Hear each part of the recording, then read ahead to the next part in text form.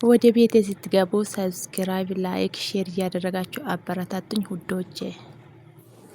ሰላም ሰላም፣ ጤና ይስጥልን የሀገሬ ልጆችና ተመልካቾቼ እንዴት ናችሁ? ደህና ናችሁ አላችሁልኝ? እኔ እግዚአብሔር ይመስገን በጣም ደህና ነኝ። እናንተ ደግሞ ደህና እንድትሆኑ ደግሞ ተስፋ አድርጋለሁ። ዛሬ ደግሞ ቀለል ያለች ማለት ነው ቀለል ያለች ነገር ለእናንተ አምጥቻለሁ። እሱ ደግሞ የጸጉር አሰራር ማለት ነው ቤታችን ውስጥ ራሳችን ላይ ማለት ነው እንዴት መስራት እንዳለብን ከኔ ተማሩ አላችሁ ማለት አበሾች ስለሆነ መቼም እናውቃለን ስለሆነ ማለት ነው። ለዛ ስለሆነ ግን እኔ በራሴም ቪዲዮ ለመስራት ስላሰብኩት ደግሞ ለእናንተ ደግሞ ቀለል የሆነች በቃ ትምህርት ትሆናለች ብዬ ያሰብኩት ነገር ስለሆነ ነው። እሺ ቤተሰቦች ይሄ ነገር ያመጣችሁ ደግሞ ቪዲዮ እስከ መጨረሻ እዩና ደግሞ እኔ ጸጉሬ እንደዛ የሆነ ለምን ምክንያት እንደሆነ ደግሞ በእናንተ በዛው ደግሞ ነግራችኋለሁ። ደግሞ ጥንቃቄ እንድታደርጉ ይፈልጋለሁ።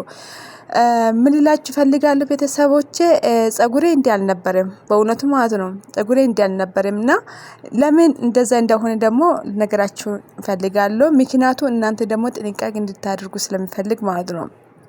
እና ምን ያደረኩት መሰላችሁ ቤተሰቦቼ፣ እኔ ያለሁት እዚህ ሱዲ አረቢያ ውስጥ ነውና ከዛ በኋላ አንድ ቀን ከሰዎቹ ጋር ሱቅ ወጣሁት። እንደ ሱቅ ነገር ሳይሆን በቃ ሁሉም ነገር ያለበት ቦታ ማለት የአበሻ ቅባት በቃ የሆነ አበሻ የትኛም ዜጋ ያለበት ቦታ ነበር ሱዲ አረቢያ ውስጥ ማለት ነው። እና ከሰዎቹ ጋር እዛ ቦታ ሄድኩት። ከዛ በኋላ ሂንዶችም አሉ ምናምን ኢትዮጵያም አበሻዊ ቅባት የትኛ ነገር በቃ የምታገኙበት ቦታ ነበርና ከዛ በኋላ አንድ ሂንዲ ማለት ነው እና የራሳችሁ ቅባት ታውቃላችሁ። ይሄ ዩቲዩብ ማለት ፌስቡክ ላይ የተለቀቀ ምናምን ነገር አለና እንደዛ አይነት ቅባት አይቼ በፊትም ፌስቡክ ላይ አይቼ ነበር ይሄ ቅባት ማለት ነው። እና ከዛ በኋላ ደግሞ በአካል ቦታ ሲሄድ ደግሞ አገኘሁትና አረ ጸጉሩም ወዷንም ማሳድጎ በስንት ቀን ውስጥ እንደዛ አይነት ለውጥ ታገኛለች ምናምን እያለች በቃ የሆነ ነገር ጫጫታ የሆነ ነገር አወራችና ከሴትዮ ጋር ነበርኩና በቃ እንደዛ ከሆነማ እኔ ጸጉሬ እንዳድግልኝ ስለሚፈልግ ምናምን ብዬ ማለት ነው። ከዛ አልገዛም ብላችሁ ከዛ በኋላ ስንት ነው ምናምን ስላችሁ መጀመሪያ ትልቁ ዋና መጀመሪያ ትልቅ አለና ደረጃ ነውና ከዛ በኋላ 130 ሪያል አለች። 130 ሪያል ማለት የመጀመሪያ ትልቁ ማለት ነው። ትልቅ ሳይሆን አለ አይደለም። እና እሺ መካከለኛ ደግሞ 60 ሪያል ማለት ነው። መጨረሻ ደግሞ ስንት ነበር 30 ወይ 40 ሪያል እንደዛ ይመስለኛል። እና ከዛ በኋላ በቃ እኔ ማላ ያለው የ60 ሪያል ወሰርኩት እና ከዛ በኋላ ገዛሁት። እውነቱን ገዝቼ ቤት ገባሁት። ከዛ በኋላ ተጠቀምኩት ማለት ይሄ የገዛሁት ቅባት ተጠቀምኩት እስከ 1 ወር ነበር ይሄ ቅባት የተጠቀምኩት ማለት እስከ 1 ወር 2 ሳምንት እንደዛ ይመስለኛል የተጠቀምኩት ማለት ነው። ስጠቅም በቃ አለ አይደለም ዘይቱ ጸጉሩ ያሳድጋል እና እውነቱን ዘይት ያኛ የገዛው ይሄ ቅባት ማለት ነው እና ጸጉሩን ያሳድጋል። ግን እኔ ከዘይቱ ይሄ ዘይት ማለት አለቀብኝና ከዛ በኋላ አቆምኩት። በማል አቆምኩት በቃ ስላለቀብኝ ማለት ነው። ቤተሰቦች እግዚአብሔር ምስክሬ ነው። እንደዛ ስላችሁ እንደሚዋሽ ምናምን ነገር ሊመስላችሁ ይችላል። እና እግዚአብሔር ምስክሬ ነው ቤተሰቦች። ከዛ በኋላ ቅባቱ ሳልቅ በቃ እኔ በዛ ማቆምኩት ምን የሆነ መሰራችሁ ጸጉሬ ማለት ነው እንዳለ ማለት ነው በቃ መረገፍ ምናምን ጀመረ ከበፊቱ ማለት ነው።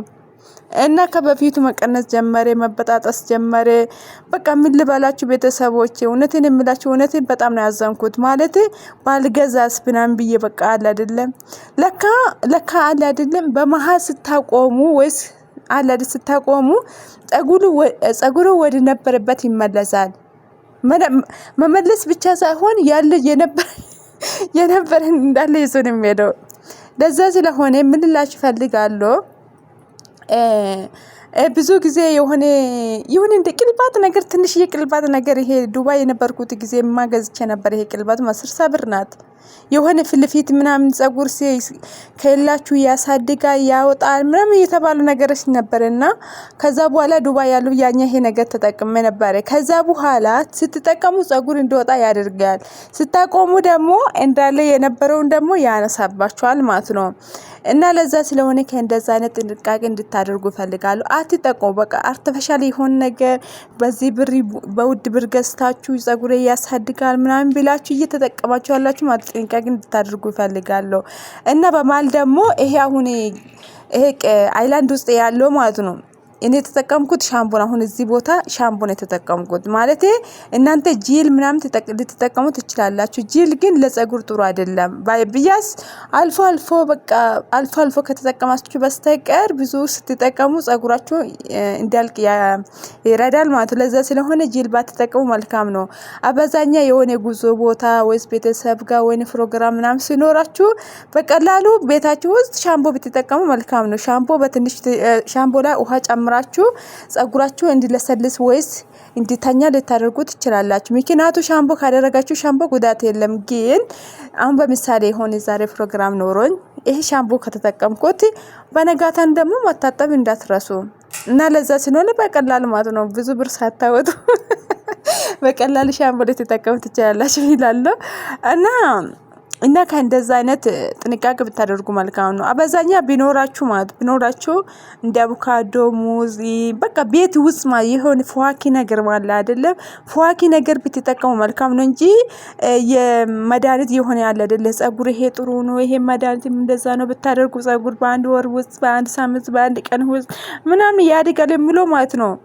እውነት ሆኖ ግን ስታቆሙ ደግሞ እንደነበረበት ቦታ ነው የሚመለሰው። ለዛ ስለሆነ ከእንደዛን ጥንቃቄ ብታደርጉ መልካም ነው።